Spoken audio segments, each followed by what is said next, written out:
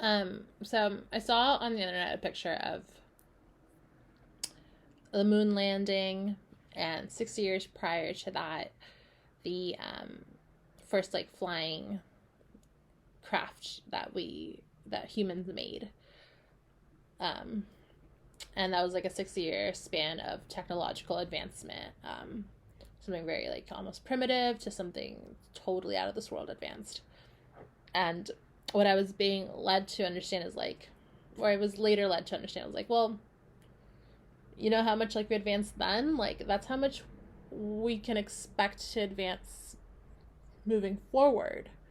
Um, and like, well, that's hard to conceptualize. Like, what does that, where are we gonna go and be? Like, um, what I was also led to understand was that advancement rate and direction and the topics at hand in that advancement are going to very much need God's presence to be to be considered when when advancing. So not in a restrictive way, just in like an ethical compass, moral compass kind of way. Um, like, you know, the cloning, the the government structure, and all the things are just gonna require like so the my notes say the future requires God's presence. Um so where does that leave me? Where does that leave us? And where does that leave God? For me, I have to step into my leadership.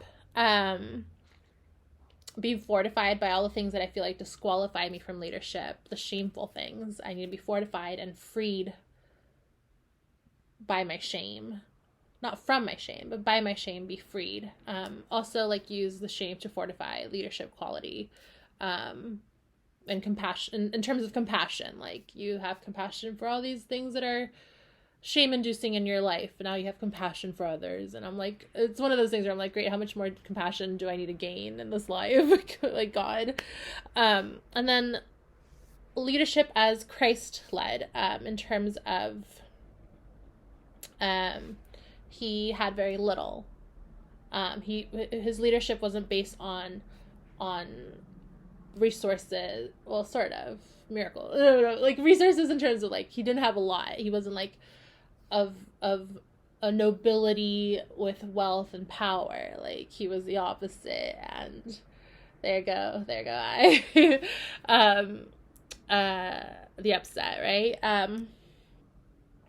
And so leadership in that way, like lean into that challenge of little resources, little knowledge, little tolerance. I don't know, it's just a little, like, just not having a lot. Like, how do I, like, how's my leadership fortified by by starting with little? And then 3, leadership that is focused. Like, I had not like a bad point that I'm making, but like I need to step into a leadership that is focused. I often take on people's sin and I follow it into my own sin. So like I'm not excusing myself in my attitude, but it's like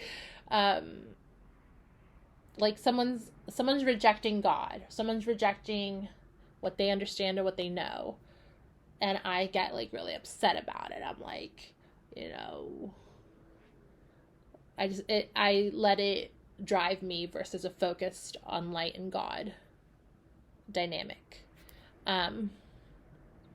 So I need to like step into that, like a focused leadership. And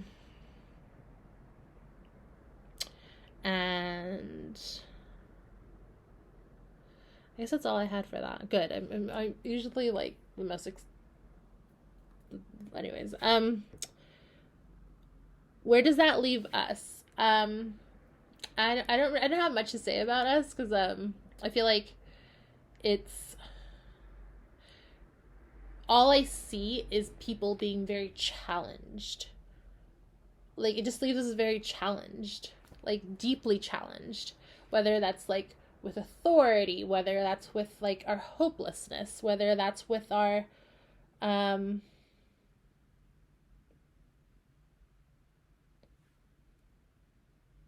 caution.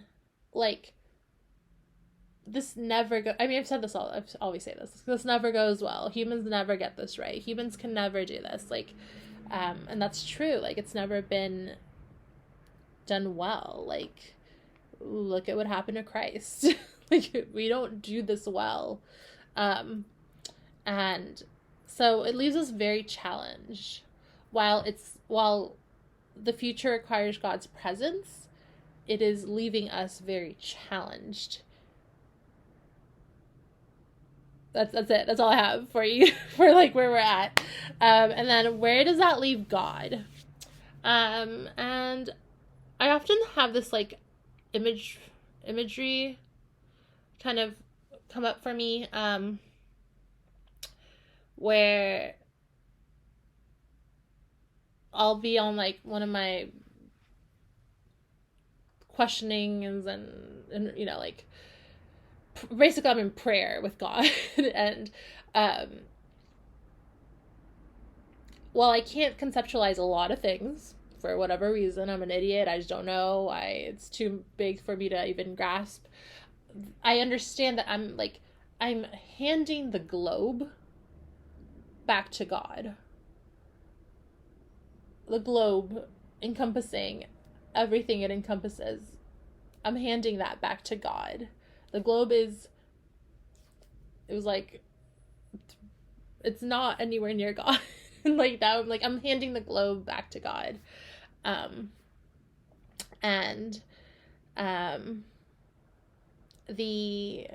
What resonates is a very heartfelt, very appreciative sentiment from God in the fact that that's happening, in the fact that I understand that that's happening, and yeah, I don't know how to explain it. I think I just did.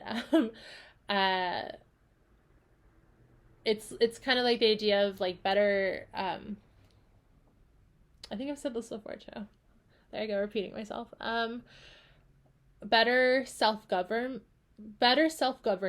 leads to, has nothing to do with this, actually. I don't know why I thought it did. The idea that like we correct the individual, we correct the soul of all the people on the globe. We rectify the global issues and global warmings and global destructions and our polar bear status in history right now. Like, we are an endangered species, and we rectify all that, like, because of God. Like, just, I don't know how we get there. I mean, I think we're in the awakening portion of things, which is just as, it is everything. It is what makes us appreciate everything here from here forward. So yeah, like, the future requires God's presence, and I don't know. Just one of the things I said for where does that leave us, is more questions, right? Like, we just have more questions. Like, that just leaves us with more questions. I know it does for me, and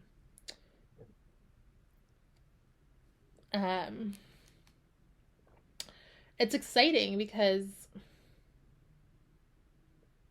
we have a lot of theories, right? We have a lot of theories that answer all our questions, and with God, we get a little certainty. Not on all things. Faith is important regardless. So, but we get a little certainty in our direction. Like, That's one of my favorite things to do with God is learn about a new theory about whatever, I was watching Grey's Anatomy, and it was it said, I think one of the characters was they're doctors, right? So one of the characters was the reason babies are so cute is so that we don't have the instinct to eat our young in desperate times. And I was the scientific thing. Who the fuck knows whether that's a real theory or not? But I was God, is that true? Is that one of the purposes for our adoration for babies? It's just one of those things. It's just we have a little assist in the grand data base of us. Anyway, this is a side note of some of the and I know a lot of people say God told me and I got the certainty, but I think right now God is telling us collectively a lot of things, so it's exciting. Maybe it's more exciting for me than it is for other people. I don't know. I doubt it. It shouldn't be. If that's an ego response, it's an ego block. Your ego is blocking you from God's glory. I'm kidding. I'm clearly the one blocking you from God's glory.